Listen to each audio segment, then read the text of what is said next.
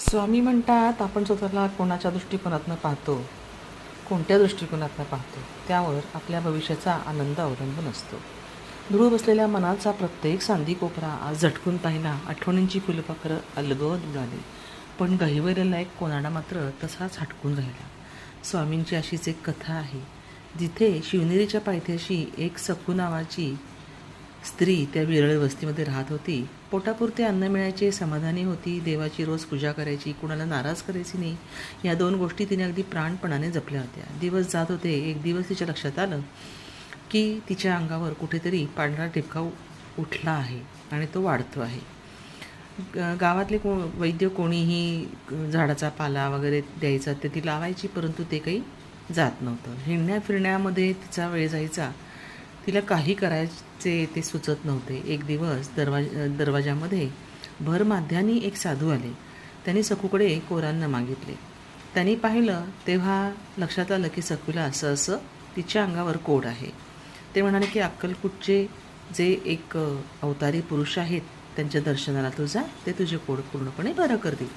ती लगेचच खंडोबाच्या देवळात बसलेल्या स्वामींच्याकडे आली आणि चरणांवरती सखूने सासूनयनाने पूजा केली. स्वामी तिला म्हणाले, अगं तुला चरणदास साधूंनी पाठवले का? तेव्हा तिला आश्चर्य वाटलं की स्वामींनी कसे ओळखले. ते म्हणाले, ठीक आहे, हे बघ, एक काम कर, हे दगड घे आणि रोज सकाळ संध्याकाळ आंघोळ करत असताना या पांढऱ्या दगडाने अंग घासून मग आंघोळ करत जा, तेव्हा तुला बरं वाटेल.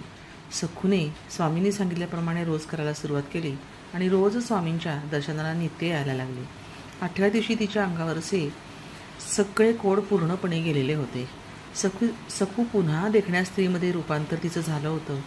शिवनेरीच्या पायथ्याशी असलेल्या घरट्यात ती पुन्हा परतली आणि तिने स्वामींना तिकडून आणलेल्या त्यांच्या पादुकांची ती रोज पूजा करू लागली. एक दिवस तो चरणदास साधू पुन्हा आला. तेव्हा तिच्या लक्षात आलं की ही साधू म्हणजे दुसरे कोणी नसून फक्त स्वामीच आहे. तिच्या आनंदाला पारावरच राहिला नाही. ती अतिशय आनंदी झाली. स्वामींनी तिला बरं केले होते आणि ती स्वामींना पाहत असतानाच ते क्षणात अदृश्य झाले आणि तिच्या पाठीशी ते आहेत हे स्वामींनी सखूला दर्शन देऊन थोडक्यात सांगितलेलं होतं. परमप्रिय भक्तांनो, म्हणजे स्वामी भक्तांनो, केवळ संत संगतीच समाधाना अलगदपणे उमलून येण्यासाठी आनंद केवळ संत सहजतच मिळतो. भगवंताच्या सतत अनुसंधानात राहिले म्हणजे पौर्णिमेसारखे चांदणे कसे अंतःकरणात पसरते आणि आनंद मोठा असतो. आणि म्हणूनच हे ज्याला नशिबी मिळते तो खरा भाग्यवंत असतो. श्री स्वामी समर्थ.